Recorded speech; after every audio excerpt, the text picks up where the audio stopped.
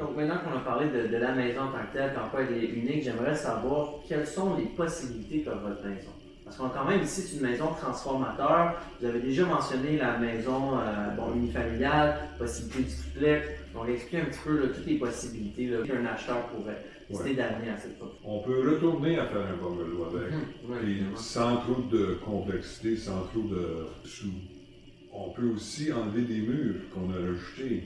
En bas, originalement, il y avait une salle de jeu aussi grande que le salon ici. Ces murs-là, ils font juste diviser, on peut les enlever. Les chambres ici aussi, il y en a deux, c'est pas vraiment un mur porteur comme tel, fait qu'on pourrait agrandir, avoir une grande chambre. Le garage, qui originalement était une pièce de 24 par 30, on a divisé en 5.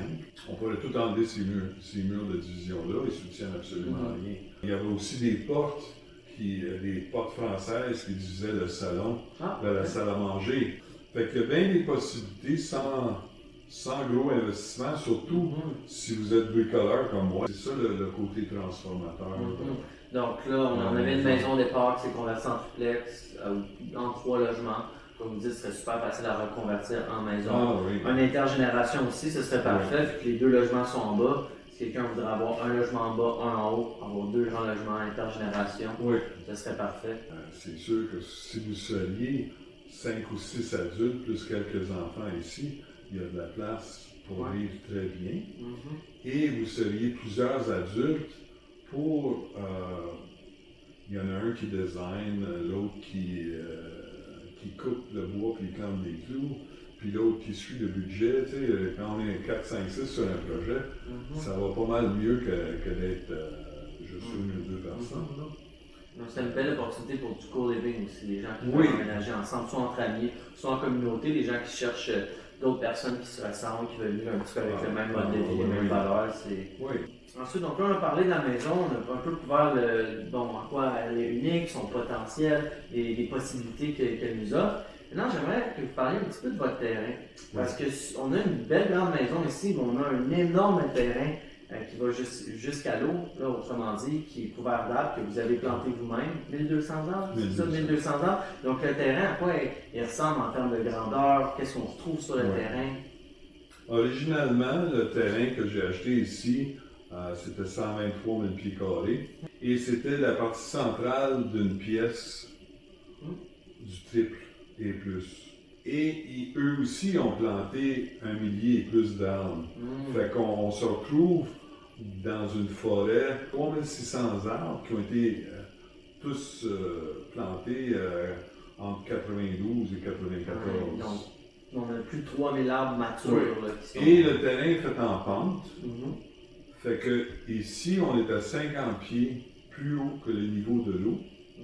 Et rendu en bas, au bout du gazon, après ça, on descend à travers les roches. À partir du mois de mi-juin, on arrive sur une plage quand les eaux ont baissé. On n'est pas dérangé par ces marées-là parce que le bout du gazon est quand même 8 pieds plus haut que le niveau le plus bas. La maison est sur un terrain de approximativement 36 000 pieds carrés.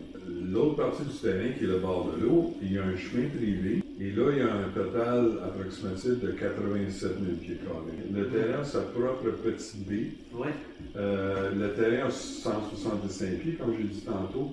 La baie, elle a à peu près 125 pieds. La plage, proprement dite, a à peu près 100 pieds par 25 pieds. Maintenant qu'on a une bonne idée de la maison, de quoi ressemblent les opportunités, les possibilités de la maison, le terrain à quoi il ressemble, parlons un peu des opportunités du terrain. Qu'est-ce qui serait possible d'y voir? Ou plutôt, c'est quoi votre vision? Quand vous pensez le futur, qu'est-ce que vous verriez sur votre majestueux terrain? Moi, je verrais beaucoup plus une douzaine de tiny house. C'est sûr qu'il faut travailler avec la municipalité. Elle est ouverte, la municipalité est ouverte à ça, mais c'est parce qu'il faut aller aussi au niveau de la MRC. Disons, il y a 2-3 couples qui, eux autres, ils veulent venir rester tout de suite puis ils achètent la maison, mais ils voudraient avoir un partenaire sur le bord de l'eau. Je suis propriétaire du bord de l'eau, du terrain, puis on pourrait faire un projet de partenariat. En d'autres mots, vous êtes à la recherche d'un acheteur, oui, potentiellement, mais aussi ouvert à la possibilité d'un futur partenaire. Oui, ça ou pourrait. De plusieurs futurs partenaires qui aimeraient créer un site, si on veut, là, ensemble. Oui, il y a bien des possibilités pour des gens qui veulent vivre une vie de partage et avec des gens que vous avez la même valeur sur l'écologie, sur les maisons.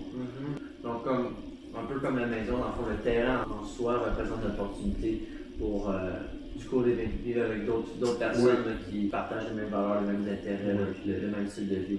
Donc, sur le terrain, il y a aussi un chemin privé, hein, si je ne me trompe pas. Oui. Fait qu'il y a un chemin qui est lotisé, qui est de mémoire 10 mètres de large. Il y a un rond-point au bout. Il reste à donner un nom. Il reste à donner, fait qu'on peut le donner, les prochains acheteurs vont avoir l'opportunité, si on veut, de donner le nom. Le nom au chemin privé. Mais aussi à cause de la pente de l'eau, les niveaux du terrain font que l'eau de pluie ruisselle d'une certaine façon assez intéressante qu'on pourrait aménager des étangs d'eau. Donc c'est possible d'avoir même des étangs si on veut. Oui, ils seraient tous communicants. Sur le même terrain, on trouve 1200 arbres, on trouve des possibilités d'étangs, on trouve aussi des espaces de gazon, un beau terrain en pente qui mène sur une plage de sable de 100 pieds de large là, au bord de la mer. Pas quand même d'un site paradisiaque. Bon, mais merci beaucoup, Moal, pour nous avoir présenté cette magnifique maison. Bon, en ce moment, c'est un 3 logements, on va l'appeler une maison. Hein? Une maison qui offre plein de possibilités. Hein? On pourrait ajouter une serre intérieure comme extérieure. On pourrait en faire un bureau, un espace de travail ou sinon un logement, intergénération maison. Elle se trouve en plus sur un terrain qui comprend de nombreux arbres, des clairières, une possibilité d'étang naturel qui se trouve au bout. On retrouve une plage magnifique avec du sable. Puis en plus d'être en train de faire un petit sentier de pédestres ou de raquettes qui font tout autour. Fait que on réalise en fait que c'est une maison qui est un véritable site.